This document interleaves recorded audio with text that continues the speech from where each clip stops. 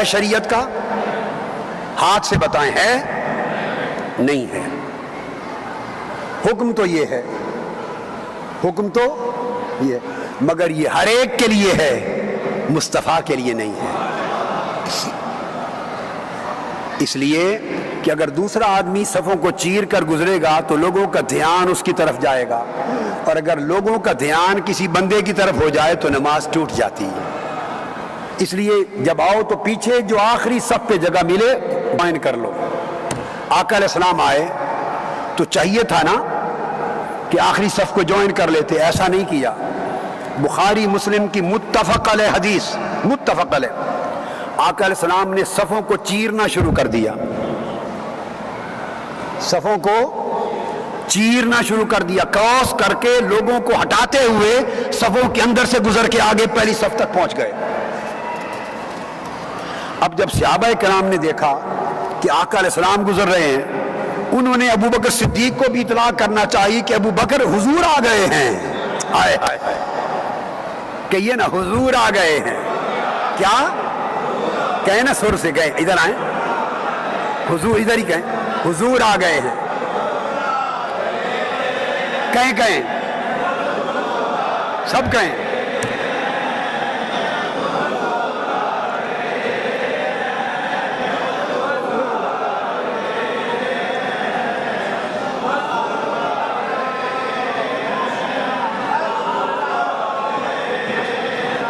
بس بھائی، اب صحابہ کرام نے چاہا سیدنا ابو بکر صدیق کو بتانا کہ حضور آ گئے ہیں۔ اب کیا کریں؟ نماز پڑھ رہے تھے، بول نہیں سکتے، کیا نماز بول نہیں سکتے، آقا صفوں کو چیر کے گزر رہے ہیں، تو صحابہ نے کیا کیا؟ تالیاں بجانی شروع کر دی۔ نماز میں تالیاں بج رہی ہیں۔ کبھی ایسا قصہ بھی کبھی سنا دیکھا؟ نماز میں تالیاں بج رہی ہیں، بولیے بولیے، میں آپ کو بخاری مسلم میں نماز میں تالیاں بجانا دکھا رہا ہوں،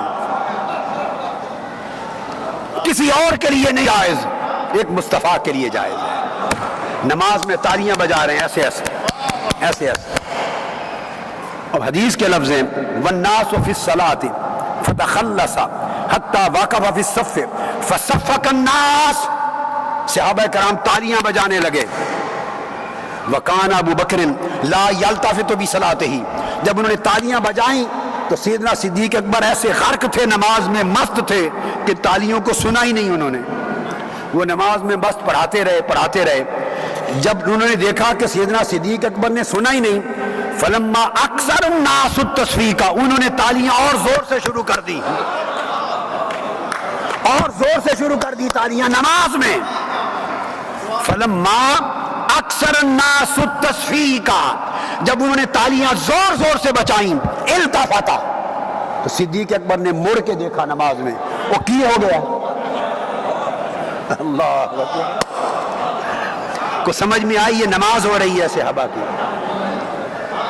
یہ نماز ہو رہی ہے صحابہ کی۔ ارے تم کیا جانو عشق والوں کا شیوا کیا ہے، تم کیا جانو صحابہ کا مسلک کیا تھا، تم کیا جانو صحابہ کا مشرب کیا تھا۔ میں جو پوری دنیا میں حضور کے عشق کے ہوکے دیتا ہوں اور حضور کے عشق کے نغمے گاتا ہوں اور ساری دنیا کے لوگوں کے دلوں میں عشق مصطفیٰ کی آگ جلاتا ہوں، میں کوئی دیوانہ ہوں قرآن و سنت کے خلاف کرتا ہوں؟ ارے میں نے زندگی بھر صحابہ کا مشرب دیکھا ہے، اسی ریت کو جلاتا ہوں، اسی ریت کو چلاتا ہوں۔ اور میرا مشن زندگی کا، میرے جینے کا مقصد یہ ہے کہ عشق مصطفیٰ کے ترانے اتنے بجے کہ گھر گھر میں شہنائیاں ہو مصطفیٰ کے عشق کی، محبت کی۔ اور یہ نوجوان نسل جنہیں لا علمی اور جہالت کی وجہ سے، جس میں والدین کا بھی قصور ہے، والدین کا قصور ہے، ہمارے علماء کا ہے، خطباء کا ہے، ہم سب کا ہے، جو بہکا دیے گئے اور عشق اور محبت کی داستانیں مصطفیٰ سے کٹ گئے، میں چاہتا ہوں پلٹ کر پھر وہ حضور کی محبت کے مرکز پہ آ جائیں۔ تو حدیث کے لفظ ہیں جب صحابہ نے تالیوں کی حد کر دی، زور زور سے تالیاں بجا لیں، تو التفاتا، میں بخاری مسلم کے لفظ بول رہا ہوں، تب صدیق اکبر نے پیچھے مڑ کے دیکھا، پوچھا خیر ہے کیا ہو گیا؟ جب مڑ کے دیکھا تو فرا رسول اللہ، جب مڑ کے دیکھا تو سامنے میرے آقا کھڑے تھے، حضور کھڑے تھے، حضور کھڑے تھے۔ جب آقا کو دیکھ لیا تو مصلی چھوڑ کر پیچھے دوڑے۔ یہ سارا منظر میں کسی غزوہ کا، میدان جنگ کا، گلی کوچے کا نہیں بتا رہا، یہ نماز با جماعت کے اندر کا منظر بتا رہا ہوں۔ آپ اور ہم کن نمازوں کے لیے پڑھتے ہیں؟ مڑ کے دیکھا، مصلی چھوڑ کے ہٹنے لگے۔ فاشار الی رسول اللہ ان امکث مکانک، حضور نے روکا، اشارہ کیا ابو بکر مصلی نہ چھوڑ، نماز جاری رکھ۔ حکم دیا ان امکث مکانک، مصلی نہ چھوڑ، ابو بکر نماز کو جاری رکھ۔ ورافع ابو بکر یدئی فحمد اللہ علی ما امرہ رسول اللہ من ذلک، آپ نے ہاتھ اٹھائے، میرے مولا تیرا شکر ہے، تیرے محبوب نے مجھے اس قابل سمجھا، تیرا شکر ہے، تیرے محبوب نے مجھے یہ شکر ادا کر کے پھر مصلی چھوڑ دیا۔ ثم استاخر ابو بکر حتی اسمع فی الصف، حضور کا حکم تھا نہ چھوڑ، پھر چھوڑ دیا مصلی، جا کے پچھلی صف میں کھڑے ہو گئے۔ اب ایک لمحہ ایسا آیا کہ نماز با جماعت تھی، امام کوئی نہیں تھا، امام نہیں تھا، امام مصلی چھوڑ کے پیچھے آ گیا ہے۔ جب آقا السلام نے دیکھا ابو بکر پھر پیچھے آ گیا، آپ آگے بڑھے، اور وتقدم رسول اللہ، آگے بڑھے اور آپ نے نماز مکمل کرائی، آدھی ایک امام نے کرائی تھی، آدھی دوسرے نے کرائی۔ وہ کوئی میدان جنگ نہیں تھا، صلاۃ الخوف نہیں تھی، صلاۃ العشق تھی، صلاۃ الخوف نہیں تھی، ایک رکعت ایک پڑھا لے ایک پڑھا لے، نہیں، یہ صلاۃ العشق تھی، عاشقوں کی نماز تھی صلی اللہ علیہ وسلم۔ جب سلام پھیر چکے حضور نے نماز پڑھا لی اور سلام پھیر کے متوجہ ہوئے تو صحابہ کرام سے خطاب کیا اور سب سے پہلے پوچھا، یا ابا بکر ما منعک ان تثبت اذ امرتک، اے ابو بکر سب سے پہلے تو آپ بتائیں، جب میں نے حکم دیا تھا کہ مصلی نہ چھوڑو اور اپنی جگہ قائم رہو، تو میرے حکم کے باوجود آپ نے مصلی کیوں چھوڑ دیا، کیوں پیچھے ہٹائے؟ یہ سوال تھا میرے آقا کا۔ اب عاشق کا جواب بھی سن لیں۔ فقال ابو بکر رضی اللہ تعالیٰ، سیدنا ابو بکر صدیق ہاتھ جوڑ کے کھڑے ہو گئے، حضور معاف کر دیں، لیکن وجہ یہ، ما کان لابن ابی قحافۃ ان یصلی بین یدی رسول اللہ، آپ کا حکم سر آنکھوں پر، مگر ابو قحافہ کے بیٹے کی، ہائے ہائے ہائے، ادب دیکھیے، اب یہ نہیں کہا کہ ابو بکر کی کیا مجال، اپنا نام مٹا دیا، اپنا نام مٹا دیا، کہا ابو قحافہ کے بیٹے کی کیا مجال، حضور آپ پیچھے کھڑے ہوں اور وہ مصلی پر رہے، وہ نماز کیسی جس میں پشت مصطفیٰ کی طرف ہو جائے، آپ کا حکم بجا، مگر ادب نے اجازت نہیں دی، میرے آقا ادب نے اجازت نہیں دی، مصلی چھوڑ کے پیچھے آ گیا۔ تو آقا علیہ السلام نے ان کی دلیل قبول کر لی۔ اب بولیے، نماز بڑھ گئی یا ادب بڑھ گیا؟ نماز بڑھ گئی یا عشق بڑھ گیا؟ عشق بازی لے گیا۔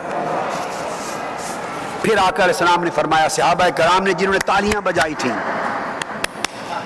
ہر ایک کسی نے ایسے بجائی ہوں گی، کسی نے ایسے بجائی ہوں گی، پھر آقا علیہ السلام نے فرمایا، سنو، آئندہ کبھی ایسا معاملہ پیش آ جائے تو تالیاں بجانا عورتوں کا کام ہے، عورتیں ہوں تو نماز میں الٹے ہاتھ، الٹے ایسے تصفیق کریں، اور اگر تم مرد ہو تو تسبیح کرو، تم کو سبحان اللہ سبحان اللہ سبحان اللہ۔ مطلب یہ ہوا کہ صحابہ کرام کو سمجھا دیا، آئندہ پھر میں کبھی آؤں، ایسا موقع آ جائے تو مصلی پر کھڑے نہ رہنے دینا، ادب کرنا، مگر سبحان اللہ کا شور مچانا تاکہ مصلی چھوڑ کے آتا ہے۔ آقا نے اپروو کر دیا یہ مشرب عشق، اپروو کر دیا یہ کہہ کر کہ آئندہ ایسا معاملہ ہو، عورتیں تالیاں بجائیں الٹے ہاتھ، مرد سبحان اللہ کا شور مچائیں۔ پھر صحیح بخاری میں صحابہ کا طریق محبت بتا رہا ہوں، پھر حضرت مسور بن مخرمہ روایت کرتے ہیں، حدیبیہ کا منظر بیان کرتے ہیں، 6 ہجری کا حدیبیہ کا، وہ بیان کرتے ہیں ایک پورا واقعہ کہ آقا علیہ السلام، انہوں نے ایک اپنا ایلچی بھیجا تھا کفار مکہ نے کہ جا کے دیکھو آقا علیہ السلام کو۔ اب ان کا ایلچی واپس جا کے جواب دیتا ہے، عروہ واپس جا کے جواب دیتا ہے اور جواب دیتا ہے اور وہ کہتا ہے کہ خدا کی قسم ان صحابہ پر حملہ نہ کرنا، میں نے ان جیسا عاشق زندگی میں کوئی نہیں دیکھا۔ صحیح بخاری کی حدیث ہے، حدیث صحیح۔ وہ کہتے ہیں واللہ، لفظ سنیے، اے قومی واللہ لقد وففت علی الملوک، وففت علی قیصر و کسرا والنجاشیہ، واللہ ان رأیت ملکا قد تو یعظمہ اصحابہ ما یعظم اصحاب محمد محمدا۔ خدا کی قسم میں کیسر روم کے دربار میں بھی گیا ہوں اور دیکھا ہے وہاں کے لوگ کیسر روم بادشاہ کا ادب کتنا کرتے ہیں۔ میں کسرائے ایران کے دربار میں بھی جا کے دیکھا ہے کہ ایرانی لوگ اپنے بادشاہ کسرا کا ادب کیسے کرتے ہیں۔ میں حبشہ نجاشی کے دربار میں بھی گیا ہوں، دیکھا اس کا ادب کیسے ہوتا ہے۔ وہ کہتے ہیں خدا کی قسم میں نے کائنات میں کسی بادشاہ اور شہنشاہ کا اتنا ادب ہوتے نہیں دیکھا جتنا صحابہ کرام محمد مصطفیٰ کا ادب کرتے ہیں۔ اب آج حضور کے اس کمال درجہ ادب کو شخصیت پرستی سمجھا جاتا ہے، اس کو شرک سمجھا جاتا ہے۔ نادانو خدا کا خوف کرو، اگر یہ شرک ہے تو محبت سے خالی توحید کا نعرہ لے کے جاؤ گے، رب کائنات اس کے سمیت تمہیں دوزخ میں پھینک دے گا، کہے گا کیسی توحید لائے ہو، یہ توحید ہی نہیں ہے۔ وہ کہتے ہیں خدا کی قسم کسی دربار میں کسی شہنشاہ کی وہ عزت و تکریم نہیں جو محمد مصطفیٰ کے ہیں۔ کیسے؟ وہ کہتے ہیں میں نے دیکھا واللہ ان تنخم نخامتا الا وقعت فی کف رجل منہم فدلک بها وجهه وجلده واذا امرهم ابتدروا امره واذا تودع قعدوا يقتتلون علیہ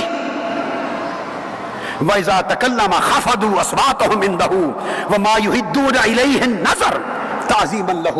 اس نے کہا میں نے خدا کی قسم دیکھا جب وہ لعاب دہن تھوک مبارک پھینکتے ہیں، صحابہ کرام دوڑ کر حضور کی تھوک مبارک اٹھا کر اپنے چہروں پر مل لیتے ہیں، وضو کرتے ہیں تو قطرے اٹھا کر ایک دوسرے پر جھپٹتے ہیں اور اپنے جسموں پر مل لیتے ہیں، ان کو دیکھتے ہیں نگاہیں نیچی کر لیتے ہیں، وہ بولتے ہیں آوازیں پست کر لیتے ہیں۔ اب میرا سوال ہے کوئی ایک حدیث دکھا دیں، قرآن کی آیت دکھا دیں، ایک حدیث دکھا دیں جس میں آقا علیہ السلام نے حکم دیا ہو کہ اگر میں تھوکوں لعاب دہن پھینکوں تو اٹھا کے چہرے پر مل لینا۔ صحابہ کرام یہ عمل کس کے حکم کے تحت کر رہے تھے؟ میرا سوال یہ ہے Was there any commandment in Holy Quran regarding splitting? If I split anywhere, so you are supposed to pick it up and rub on your faces and on your body.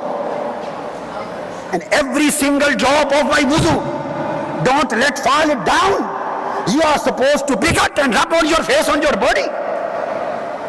Is there any Quranic commandment? Is there any hadith whereby Holy Prophet ﷺ commanded his companions to do so? The question is, where the companions had got this kind of practice? What was the basis and foundation of this sunnah? On the basis of which evidence they are rubbing the spirit of Holy Prophet on their faces? On the basis of which evidence and commandment they were rubbing the drops of his wuzu on their body?